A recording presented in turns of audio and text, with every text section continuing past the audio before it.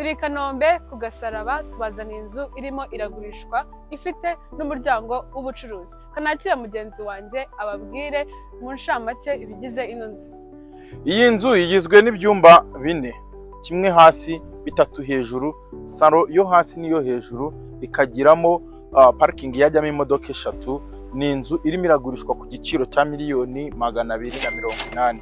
Ni inzu nziza ifite avantage yuko uramutse uyiguze umuryango w'ubucuruzi uriho ushobora kuwukoresha nka pharmacy, ushobora kuwukoresha nka alimentation, mu muryango w'ubucuruzi nawo rwose ushobora kukwinjiriza. Ariko nayo iri hano i Kanombe ku Gasaraba ku muhanda wa kaburimbo, ahantu heza horoheje kuri amparasoma, horoheje kuhagenda, hano neza ku marembo ya airport. Tugiye kugenda rero tuyibereka mwe imbere uko imeze, tubereka ibyo byumba, tubereka uko igaragara duhereye hano hanze, noneho byose uze kubibona. Ugumane natwe, reka nongere nsubize ijambo mugenzi wanjye agende noneho abereka igice ku gice kigize iyi nzu. Ugumane natwe. Nkuko mugenzi wanjye yababwiye, ngiye kubereka bimwe mu bice bigize ino nzu. Reka duhere aha ngaha kugira ngo muri kubona ko turi ku muhanda wa kaburimbo. Urumva ko deplacement yawe izaba yoroshye, waba utega moto, waba ufata imodoka, urumva ko ni ahantu horoshye kwideplace. Hanze yaho ngira ngo muri kubona ko ni ahantu hagaragara neza. Reba design iri aha ngaha ku nkuta, urebe design, ni design igaragara neza cyane. Haba inzu ndetse no hanze urabona ko ni ahantu haryoheye ijisho. Urebe gate iri aha ngaha, ni gate ikoze mu buryo bwiza, akarusho security y'ahantu urabona ko yizewe bitewe na neighborhood. Ino nzu ibatsemo umuhanda wa kaburimbo, ahantu hatuwe cyane. Bibutsa ko ino nzu ifite umuryango w'ubucuruzi, aho uzayigura ugahanwa n'uno muryango w'ubucuruzi. Ngira ngo reko nako ni quartier ituwe, ni ahantu bashyiramo alimentation, boutique cyangwa bacuruza ibindi bintu byenyuranye, ukabona abakiriya kuko ni ahantu hatuwe cyane. Reka dukomerezemo imbere mbereke uko ino nzu imeze. Gusa nyira aha ngaha ugenda ureba inkingi ziri aha ngaha, ni inkingi ziriho amatafari asize amarangi agiye anyuranye. Mbibutsa ko ino nzu yubakishije amatafari ahiye. Dukomereze muri parking y'ino nzu. Ni parking ipavomye hose, akarusho ushobora kujya imodoka 2 kandi ziparitse neza. Urabona ko harapavomye hose, hakikijwe n'indabyo ndetse n'amabuye agaragara neza. Reka murebe nawe igikuta. Mu gikuta gifite design zitandukanye, amabara agiye asizemo atandukanye. Urabona ko ni ahantu haryoheye ijisho. Reka dukomereze aha ngaha aho bari banyerekere ino nzu mu gihe uhagaze aha ngaha. Urabona ko uhagaze hanze, urabona ko ino nzu ni inzu igaragara neza, amavaze agiye atandukanye ku materase, ama design atandukanye kandi aryoheye ijisho. Reka dukomereze kuri terase y'ino nzu. Iyi ni terase ya salo, urabona ko ni terase nini yisanzuye, akarusho ugende nawe ureba bino birahure biri aha ngaha, urebe amavaze ari inyuma yanjye, urebe ukuntu haryoheye ijisho. Urebe amatara ari hano, urebe n'ino tara nawe ni itara rigaragara neza, kandi murabona ko na plafond ni gypsum. Terase yacu iryoheye ijisho, akarusho imiryango ni ya miryango ikomeye karite utazasanga ku nzu zose. Urabona ko ino nzu yubakishijwe ibikoresho bigaragara neza. Dukomereze muri salon y'ino nzu. Ni salon ifite ibikoresho byiza. Nivuga ibikoresho byiza, nawe reba ino TV stand. Ni TV stand igaragara neza cyane, ifite imyanya igiye itandukanye. Urebe design iri aha ngaha, urebe n'aha ngaha inyuma, ni ahantu hasa neza. TV stand ikaba ifite ndetse n'utubati nk'uko uri kubibona hano hasi, utubati twinshi aho washyira imitako yawe igiye inyuranye. Reka mbereke n'umwanya uri aha ngaha, ni umwanya munini wakakira abantu benshi, arisanzuye. Turebane design iri kuri plafond, ni design nziza iryoheye ijisho, amatara meza, ndetse urabona ko n'aha ngaha hari umwanya w'ivaze. Urabona ko ivaze nayo ituma bwa bwiza bwo muri salon bugaragara neza cyane. Urabona ko ni salo iteguritse neza. Urabona ko aha ngaha ni wa mwanya uzashyiraho amarido yawe, salo yawe ikaryoha ikamera neza. Reka dukomereze ndetse no muri salle à manger y'ino nzu. Gusa nyinjira muri salle à manger, urebe umutako nawe uri aha ngaha, ni ahantu hasize amarangi agiye atandukanye, hatuma bwa bwiza burushaho kwiyongera. Dukomereze muri salle à manger. Iyi ni salle à manger. Ni salle à manger nini yakakira ndetse abantu benshi. Reba amatara ari hano, urebe plafond design ziri matara design iri kuri plafond. Urabona ko ni ibintu biryoheye ijisho. Urebe nawe ino miroir dusanga aha ngaha, ni miroir nziza. Ntabwo uzasanga salle à manger zose zifite mirror nk'izi ngizi. Akarusho dukomereza aha ngaha, turebe ino design dusanga muri salle à manger. Reba nawe ino design ushobora gutegura utuntu wawe, imitako yagiye inyuranye, ukabona ko ni ahantu hasa neza, wakwicara ukavuga ati nicaye ahantu hasa neza. Si ibyo gusa gusa ino salle à manger ifite imitako igiye inyuranye, amabuye asashe ahangaha agaragara neza, indabyo zikikije ziri mu mavaze zirimo n'amabuye meza. Rero nawe ino mitako si imitako uzasanga ahantu hose. Akarusho umuntu uri muri salo ashobora gusa gusukura intoki ziwe akoresheje ahangaha, urabona ko ni ahantu hagaragara neza. Iyi nzu rero ikaba ifite n'igikoni cyubatswe mu buryo buri modern.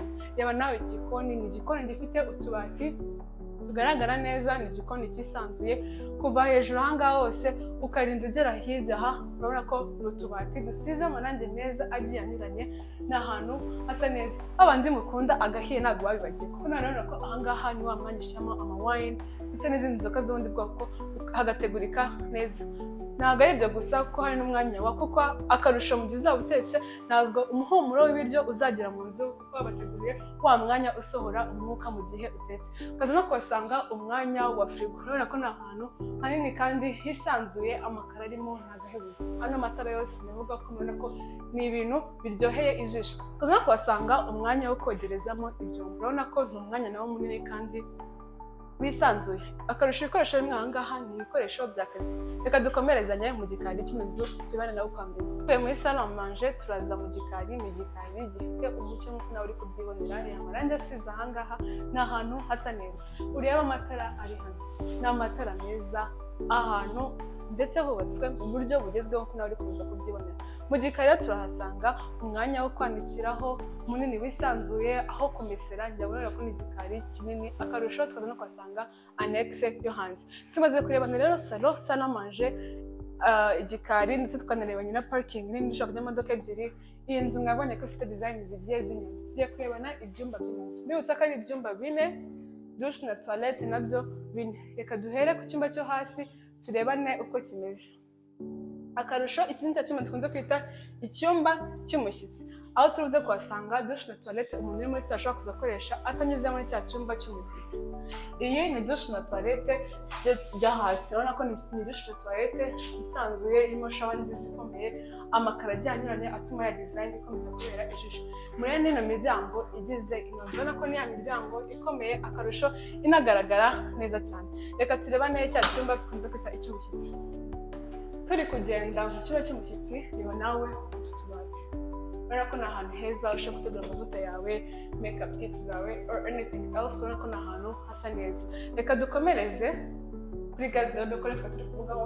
Urabona ko ni garde-robe nini ifite utubati twinshi kandi ifite n'amabara asa neza ahuye n'amarangi ari muri ino nzu. Ni icyumba kinini cyisanzuye nk'uko muri kubibona, gisize amarangi meza, amakaro tuzagora kuyakorera isuku ndetse n'amadirishya agaragara neza. Urebe na parafo yaho ni parafo ya gypsum, amatara meza anagaragara neza. Tumaze kurebana icyumba cya mbere, reka turebane ibindi byumba tubuze gusanga kuri floor yo hejuru. Tuzamukane stairs ziduhereza ikaze kuri salo yo hejuru. Gusa ugenda ureba amatara ari kuri stairs.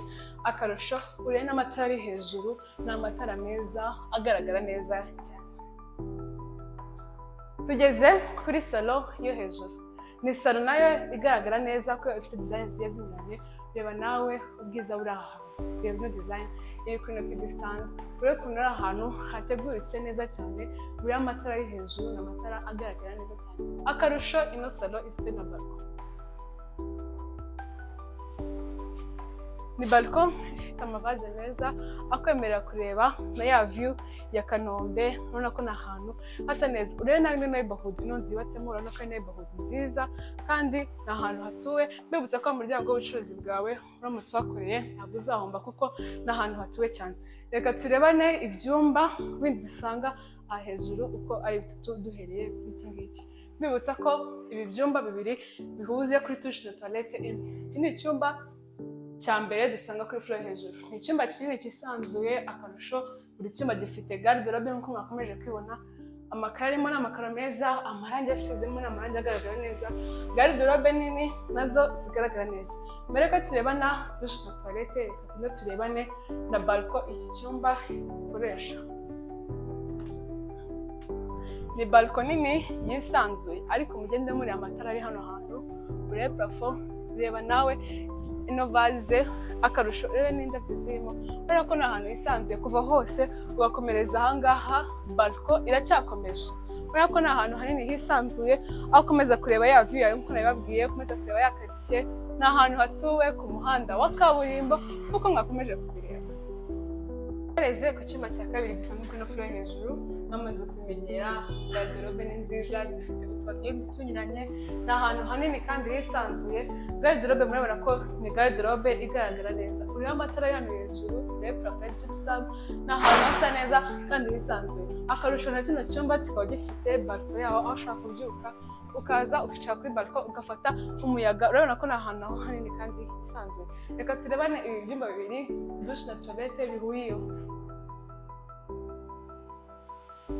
Iyi ni douche na toilette abantu bari muri iki cyumba bashobora kuza gukoresha ibikoresho bijyanye n'ibya karite. Urabona ko ni ahantu hasa neza, amakaro agiye anyuranye, shawa igezweho, ndetse mwakomeje kubona ko iyi nzu ifite ibikoresho byiza, ni ahantu hagaragara neza. Reka dukomereze muri chambre principale.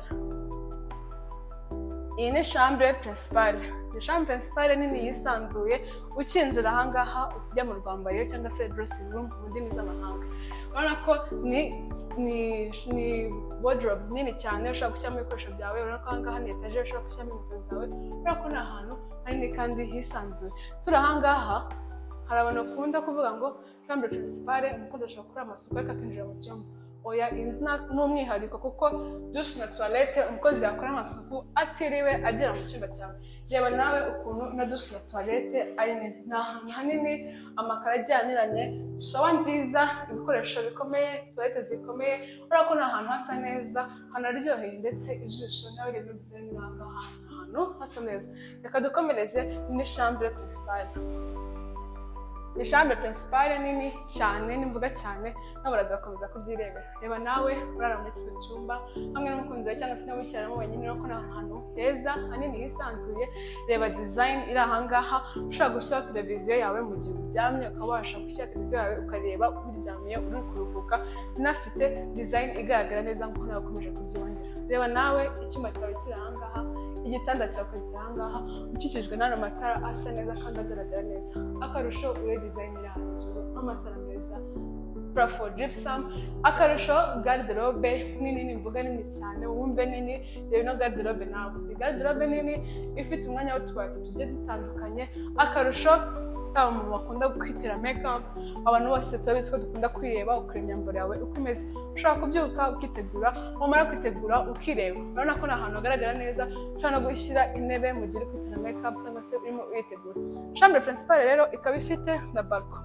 Ni balcon nini yisanzuye. Akarusho urabona ko ni ahantu hakoze neza, amavaze agiye atandukanye ku mpande zombi, amatara agaragara neza. Urebe nawe iki gikuta ni igikuta gituma ya design irushaho gukomeza kugaragara neza. Twarebanye ino nzu duhereye hanze, mwabonye inzu y'ubucuruzi, bireba na parking shop y'imodoka ebyiri kandi ziparitse neza. Akarusho twarebye ko ino nzu ifite ibyumba 4, douche na toilette 3, salon, salle à manger, salon yo hejuru ndetse na salon yo hasi, n'igikoni cyubatse mu buryo buri moderne, igikari cyisanzuye dusangamo indi annexe hanze. Rero ino nzu bibutsa ko iri ahangaha i Kanombe ku Gasaraba. Mwabonye ibyumba, mwabonye chambre principale ubwabyo. Ni chambre principale nini iriho umwanya wa TV stand, ufite garderobe nini. Ni ahantu hisanzuye ku muhanda wa kaburimbo ku Gasaraba neza. Wahageze ni muri quartier ituwe cyane, aho ushobora gushyiramo alimentation muri ya nzu y'ubucuruzi, ugashyiramo boutique ikakungukira. N'inzu niyo wayikodesha urabona ko ni ahantu heza ushobora kubonamo amafaranga menshi y'inyungu. Iyi nzu rero bibutsa ko iri kugurishwa ku giciro cya $280,000 zirimo n'ibiganiro. Nushaka komeza kutureba wadukurikirana kuri YouTube channel yacu ya Rehema Real Estate. Bibutsa komeza gukora like, share and subscribe. Murakoze.